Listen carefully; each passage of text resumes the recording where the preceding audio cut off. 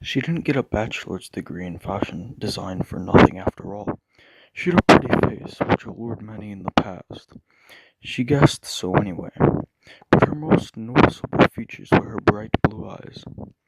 However, as beautiful a girl Brittany was, she was equally as condescending. She was self-absorbed, manipulative, and self-centered. She had never met anyone as hypocritical as her. She and her had argued countless times in the past, mostly about the well-being of her brother, but he always told her off for getting involved, even when she wanted nothing more than to protect him. Is something wrong, sis? You've been awfully quiet. Nothing's wrong. You know I don't like you talking to that girl, she said. He sighed, returning his gaze out the window. Don't start with me again, sis. You know I love Brit. It's gonna be our first year anniversary soon.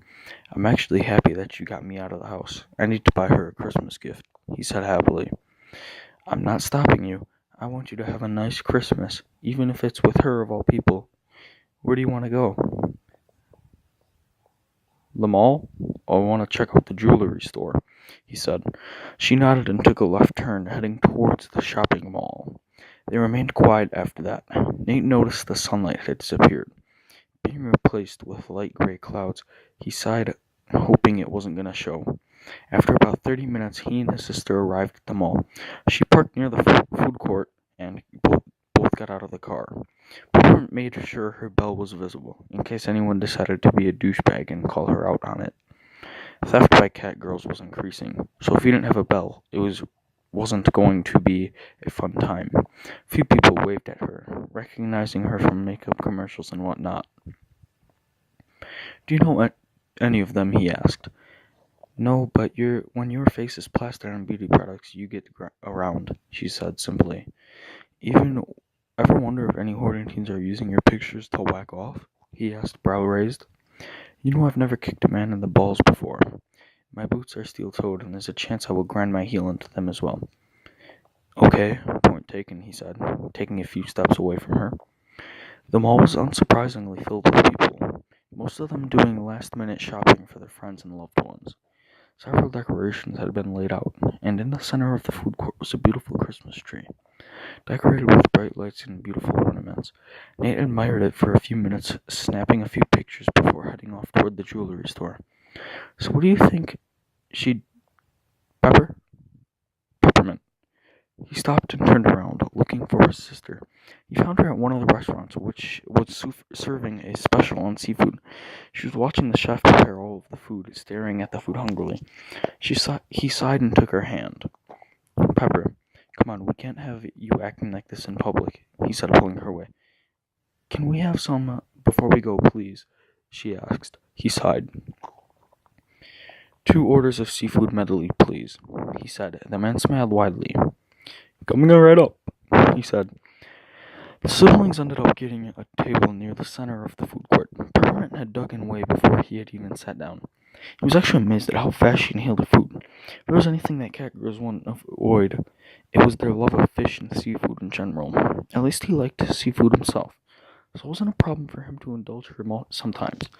So you are clearly enjoying your food, he said, poking a few items with his fork. Of course I am. Thank you for this, little brother. Since you brought me lunch, I will help you pick out something Brittany will absolutely adore. If anything, pretty glad that I'm here, because no one knows jewelry like a woman, she said. I'm happy to have your help, sis, truly, he said with a smile. They finished their lunch and threw their trash away. Before heading towards the first store, Peppermint actually ended up buying a few shirts that would go great in any season. It was a bit embarrassing for Nate, being that he was in a girls' store with his sister, and most of the girls there recognized her from her work in fashion. A few cat girls felt the need to hug him, and Peppermint seemed to enjoy it, seeing as she was filming the whole time. He bought a few things of his own, some articles of clothes, which his sister had picked out for him, as well as a few games.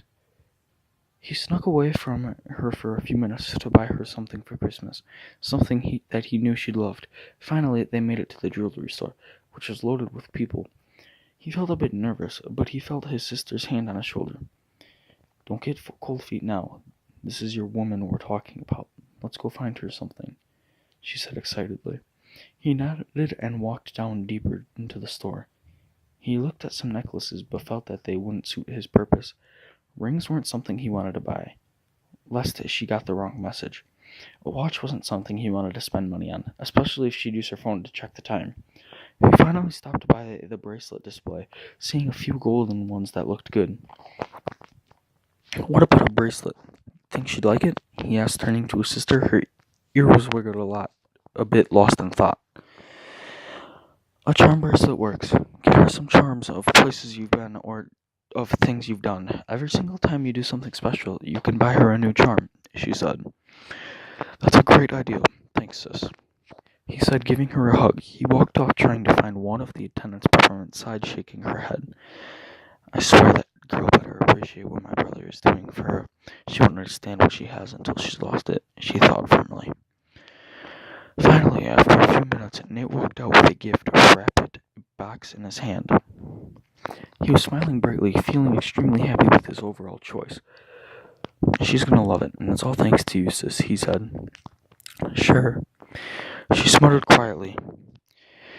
He fished his phone out of his pocket and dialed Brittany's number, bringing it to his ear. After a few seconds, he heard her pick up the phone. Hello? Hey, sweetie. Just calling to see how you were doing. I'm doing great, though I'm a little busy, Christmas and all. Did you need something? She asked curiously. I was wondering if you had some free time. Maybe come out for a quick date at Patisserie La Solio. I have a little surprise for you, she said. Sure, I have some time. It's 3 now, so how about we meet up there in an hour? That works for me. I'll go get us a table and everything. I gotta give Cashew his gift right away anyway, he said. Okay, I'll see you there.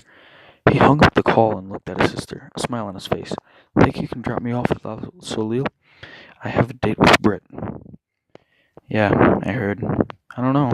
I have a few things to do, so I might not be able to pick you up later. You're not supposed to know, she said. Oh, come on, Pepper, please, he asked. She sighed and gave him a nod. I'll drive you there, but like I said, I may not be able to pick you up, she said firmly. That's okay. I can take the bus home. Worst comes to worst, I can always just walk. They headed back to her car, a bunch of gifts in their hands. After stepping inside the car, his sister didn't say much during the drive back into town. He knew what she was thinking about. She always thought Brittany was a bad person for him to associate with. But he'd been with her for over a year, and he knew he could trust her. His sister would just have to suck it up. He really didn't want Christmas to be like this, with his sister thinking ill things about who he loved. Pepper, we need to talk, he said. What about? She asked, not tearing her eyes from the road. My love life, he said firmly. She looked at him oddly, before pressing the brakes, almost slamming into the car in front of her. She grit her teeth. What the fuck, asshole? I almost crashed, she said. Well, I want to have a serious conversation about this. Ever since I started dating Brittany, you've been a bit distant. I know you hate her, but you have to respect my choice, he said. I do respect your choice, but that doesn't mean I have to respect the person you're dating. I don't like Brittany, not her personality and not her attitude.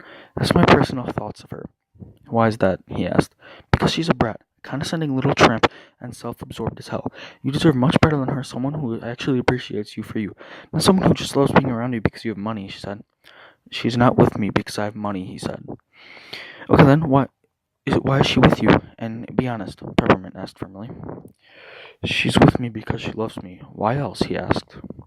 That's not a reason. Just because someone loves you doesn't mean that they want to be with you. There must be another reason why she's with you, she said firmly. I know she's with me. I don't have to explain it to you. Just get used to her because we're not breaking up anytime soon, he said firmly, looking out the window. She sighed, feeling her heart break a bit. It felt like she was being driven further away from her brother. They arrived at the local cafe and he grabbed all of his things, opening the door and stepping outside. A few flurries were starting to come down, but nothing too serious. Thanks for the ride, Pepper. Here, I got you the surveyor. Don't open it till tomorrow, he said, handing her his gift. She looked at it oddly before accepting it. She fished her own gift from her bag and handed it to him. Here, Merry Christmas, little brother. I love you with all my heart. Just remember that, okay? she asked. He nodded before closing the door. He watched her drive off before heading inside.